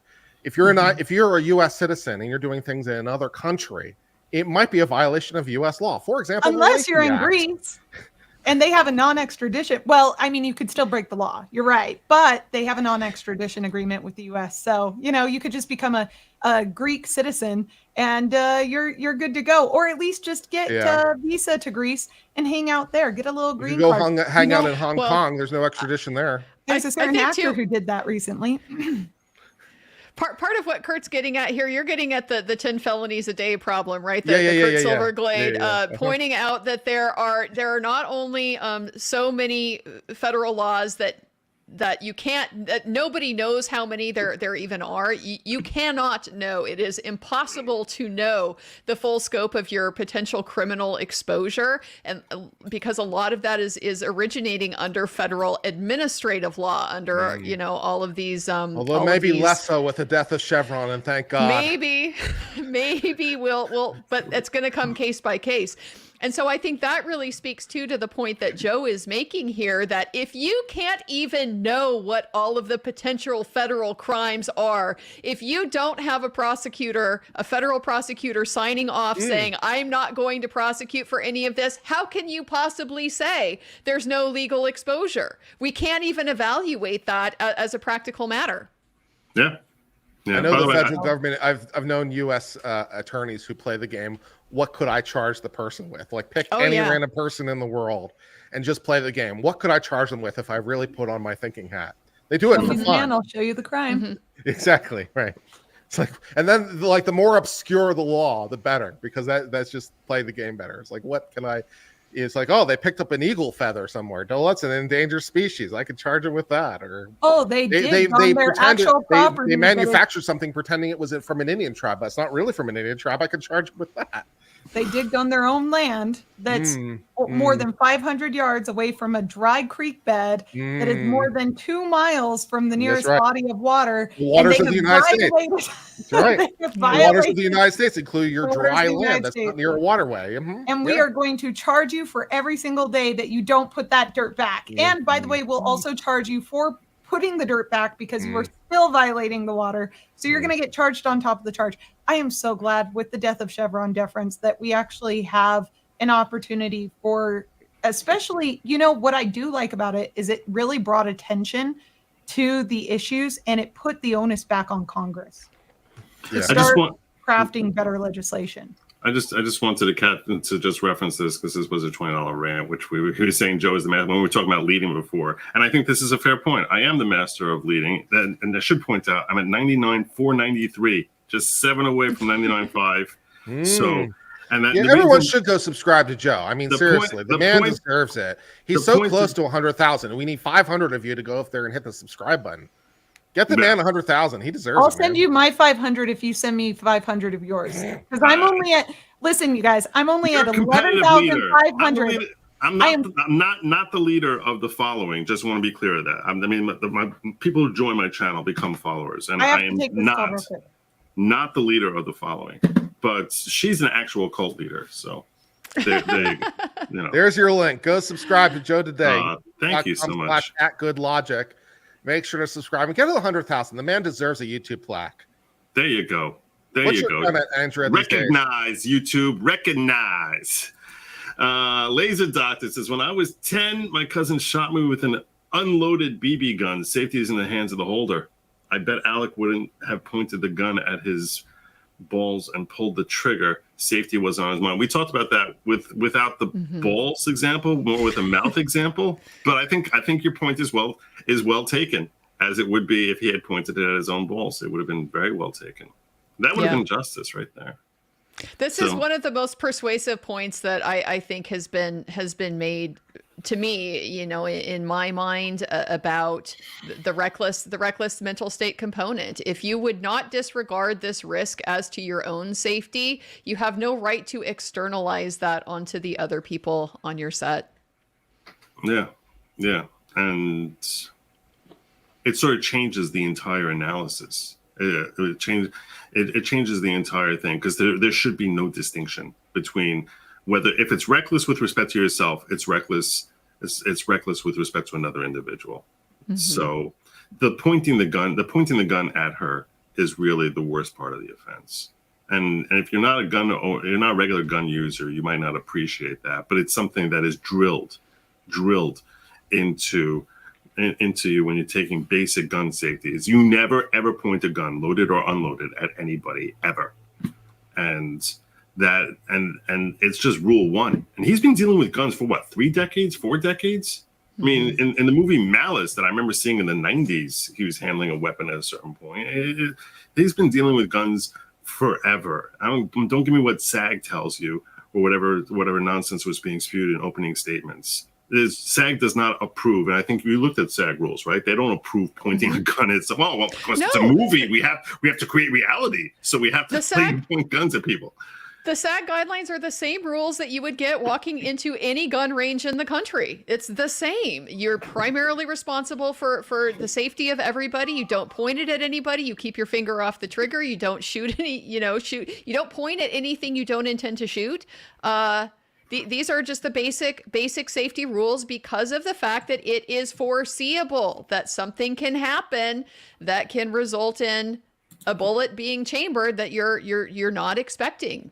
And so you have to take these other precautions because of the magnitude of the harm that would result if you are mistaken. I will tell you this. I am hoping that she testifies, because that's going to be good theater. Oh, it'll be outstanding theater. It'll be fantastic theater.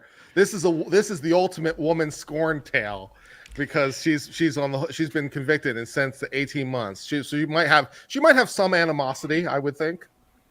Was she in the room? Because I don't think she was. Actually. She wasn't in the room when the gun. Yeah, but there's gonna be. I mean, I would be very curious. Like, she should know more than anyone how live rounds got on the set, right? I mean, you would think she would know. That's the question that the defense wants the jury to focus on.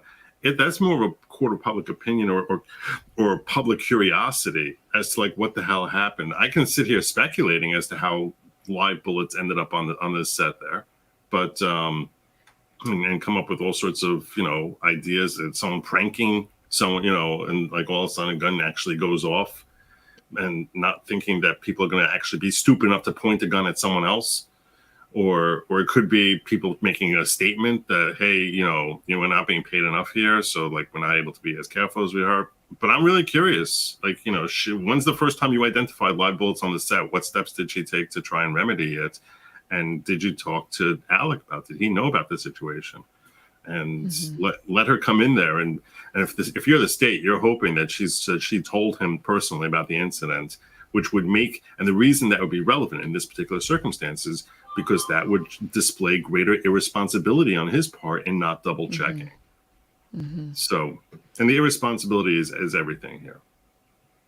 So as far as here's a thought I have, because as soon as you were saying that, Joe, I was thinking to myself, there's absolutely no way that the great star Alec Baldwin is going to allow some peon on set like the armorer to approach him and speak to him directly. I just have this very Jennifer Lopez kind of vibe from him that, don't look at me, don't make eye contact, kind of diva attitude. I don't know if this is true. It's just, like I'm saying, my sort of it's the narcissist impression vibe. of him. Yeah, it's the vibe that I get from him. So I'm wondering what you think of the possibility of a willful blindness type of argument. Like, okay, maybe nobody did come and tell him personally. Is there an argument to be made that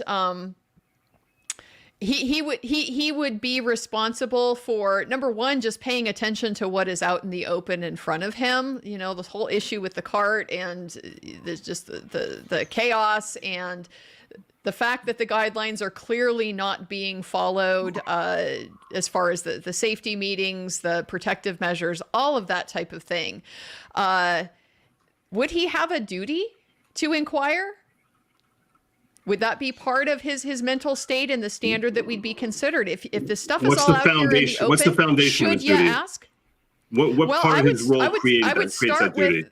I would start with the SAG guidelines that he's on notice of, and I would point to, again, just what he actually participated in, the lack of the safety meeting preceding this blocking of the scene. The guidelines are very clear that if there's going to be a firearm involved, you have a safety meeting to address that scene and how it's going to be set up to ensure that everybody is safe. The fact that he is being directed to point the gun at somebody, the fact that he's being offered the opportunity to check the gun, just all of these types of factors that could have potentially put him on notice that something is slightly off here. Does he have a duty to inquire? I like how we've immediately gone from a huge break and now everyone's just back at the bench. Apparently our huge break did not resolve the issue. We still need to be at the bench. It's funny when you were saying that, Andrea, that I was thinking about how you can have a really fascinating, philosophically, logically sound argument that could help him legally, which is a certain loser that will make the jury hate him and want to throw him in prison forever, which is, imagine his defense counsel getting up. And this is obviously a loser, but logically sound and saying, look, this is Alec Baldwin. He's a douchebag. He doesn't listen to other people. He's a narcissist, self-involved douchebag. Yes. And that's why when an armorer came up to him and said, hey, they're shooting off guns everywhere, that he's not even listening to her. So he's not actually on notice. He's not, because he's Alec Baldwin.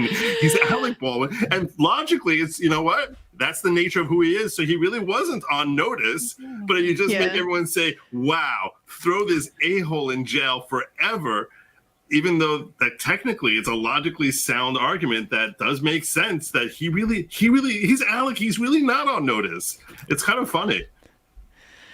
Yeah, I mean, you're thinking along the same kind of lines I was, exactly. That, well, of course I didn't know. Nobody told me because I'm this terrible person on set. And so it does make me think, even if legally maybe there's not a should have known standard that they can rely on, if the jury would perhaps, think that through for themselves.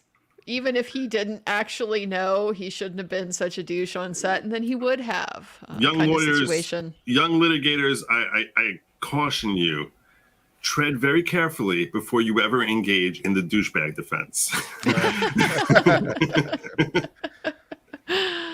Yeah, my client's an asshole, but being an asshole doesn't make him a criminal. That is always a challenge. No, I'm saying it's because he's an asshole that he's not legally a criminal. Yes. Yeah. Yeah, that's one to work through very carefully. Very focus group that one as best you can ahead of time. Well, there's a guy looking kind of smug.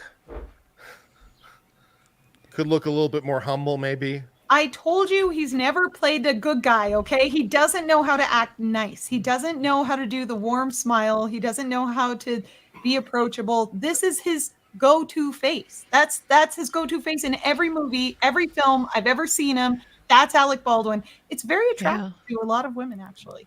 No, it just reads that he's too good to be here. You can fix him. Not in a million. You couldn't pay me enough. You couldn't pay me enough to have any sort of involvement with that guy. He really is reinforcing this impression of he is better than everybody. He considers it an injustice that he's even here at all, having to do that. Imagine that all of us are able to sit here and watch him on camera and he's not even getting paid. I bet he is furious. You know what? They're milking me. Though, to be fair, from his perspective, okay, he is innocent. He shouldn't be there. In his mind, he did not kill her. It's not his fault. Yeah. In his mind, this was a tragic accident. He should be looking at this as an opportunity to demonstrate some of those acting skills, and he can use it as part of his sizzle reel in the future to show that he's capable of showing empathy, compassion, maybe just a hint of being afraid, a hint of being scared, a little bit of humbleness. I think all those things. It'd be good for his career, man. I think he actually did play a good guy role in Beetlejuice. In Beetlejuice, he was like a good guy. He was like the nice, innocent, husband kind of. But it's been 30 years since he's had to be a good person. So, that movie came out before I was born, and when I watched it as a kid, I was so like traumatized. Everybody was a bad guy in that movie. I was like, everybody's an a-hole. I don't want to grow up. Life sucks. And I should rewatch it. Oh, he's the husband? Yeah, how I think did he so. get so hot? Wait a second. Is he one of those weirdos that, like, as they get older, they genuinely just get better looking, objectively so? I feel like that's his case. His face kind of, filled in. Oh, wait a second. No, he was hot as he was young. He was just his role. Yeah. Hunt for Red October. I'm not sure it's necessarily the best example because he was a smug, arrogant son of. Sorry, I shouldn't be talking about. Yeah, he played Jack Ryan in Hunt for Red October. Yeah, it's great movie. One of my favorite movies of all time. But I do like Hunt for Red October. That's true. Yeah, and I'll tell you, in the movie Clueless, like they referred to a good-looking guy as a Baldwin. So he was always that was like that was what they called a good-looking guy was is he a Baldwin? For me, it was Fun with Dick and Jane. He's such a lovable asshole in that movie. Like, you can't help but think, God, that guy's a dick, but also kind of hot. Like, I loved that movie so much. Have you guys seen it? No. Underrated. Underwatched, underrated movie. Fun with Dick and Jane. Basically, it's about the 2008 market crash. I like the signs on the side of the pews. Attorney, public. Oh, yeah. That's a nice touch. They have that in the Koberger courtroom too. They have the little papers up to make sure you know where you can sit. They have that in Paltrow too. In Paltrow too, they also bring in people like individually. So they're like, oh, okay, your family, you can come in. Oh, you're the assistant, you can come in. They're doing the same thing with the case that I've been covering of the mother who wrote a children's book about how to survive grief after she poisoned her husband. Corey Richins, they're doing that for her as well. That is such a crazy case. I'm so excited for that to get going. And the reason I pulled up that chat where about what he said in an interview that he would never point a gun at someone and pull the trigger. So, you did clearly. I mean, that's why we're here. That's why we're here. Yeah, I guess the point that he's trying to make, and he keeps coming to the fact that he never pulled this trigger.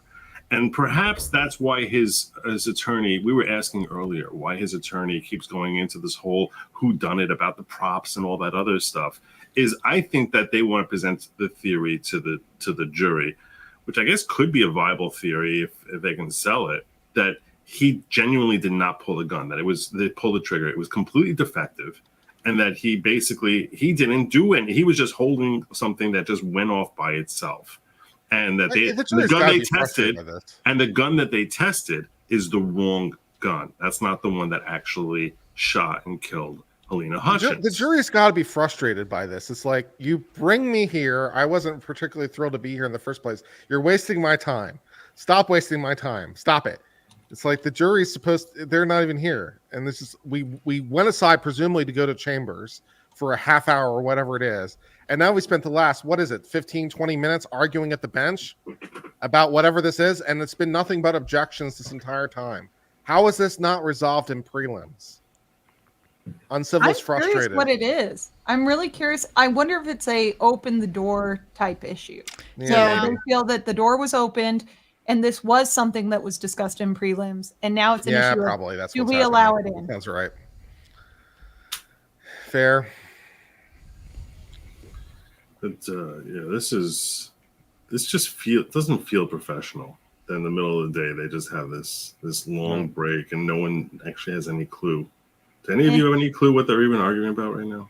No. No. No. And apparently neither does the DUI guy. He was like, yeah, prosecutors are gesticulating wildly. They've just, I mean,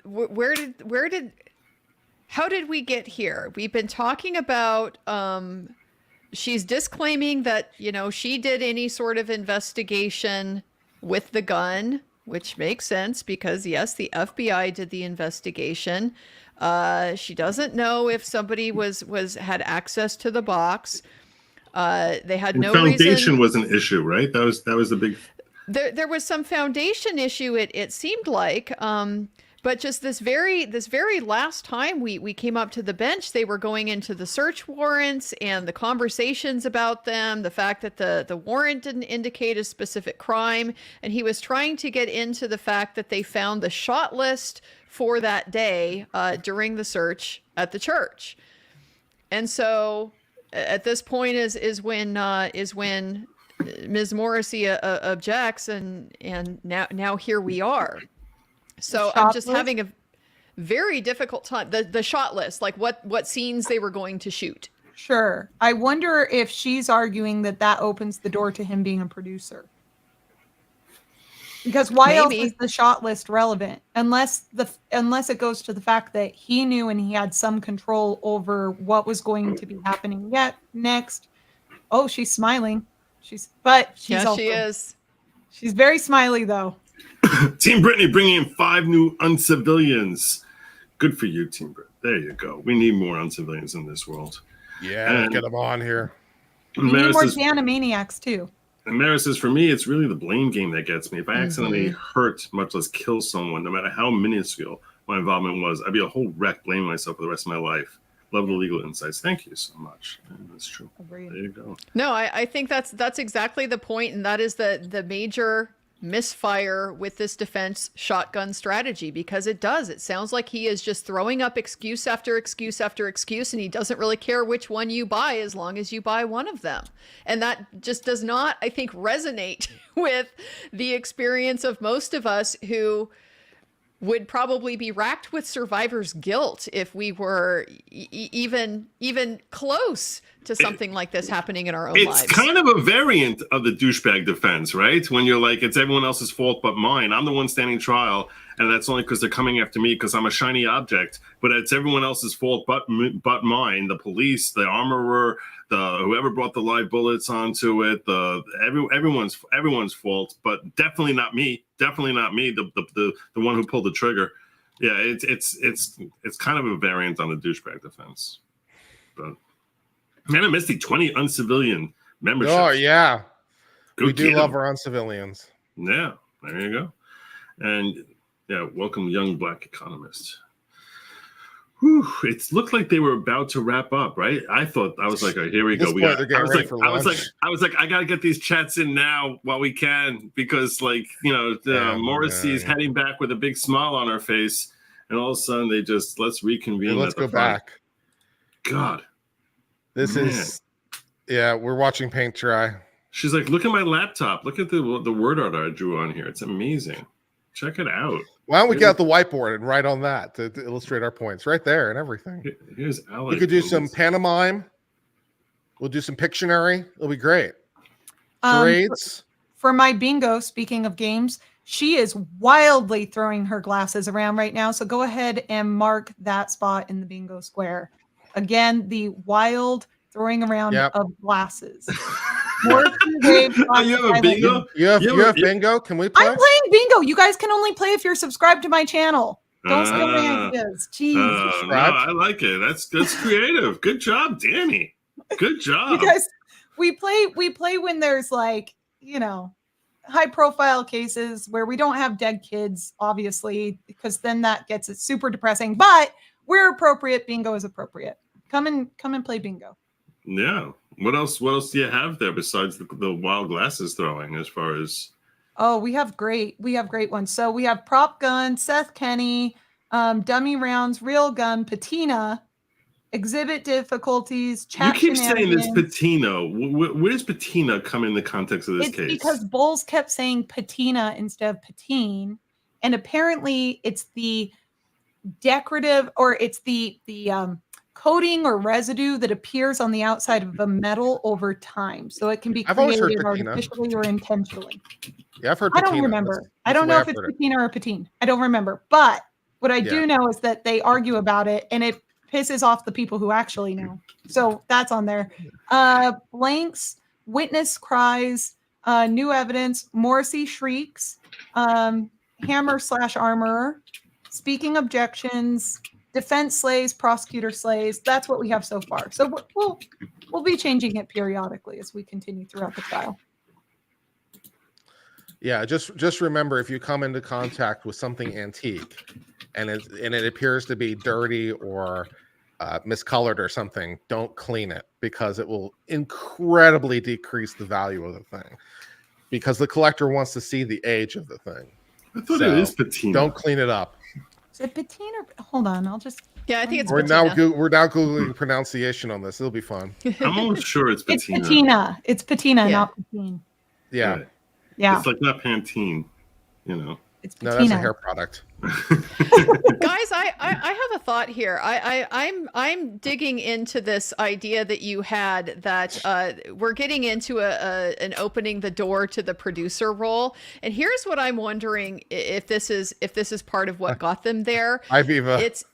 It was his argument and basically trying to draw this equivalence between the other actor on set who had the live bullet in the bandolier, and the argument that he had no reason to believe it was there. He is clearly trying to use that to draw an equivalence with Alec Baldwin. Is that potentially opening the door for them to be able to say, well, actually, Alec Baldwin was in a better position to potentially know that there would have been a live bullet in the bandolier because of his role as a producer and the supervision and all of the other information he would have gotten through that role? Interesting. Yeah, and we talked at the start of this trial about different ways that the executive producer role can come in. But I do want to, speaking of bringing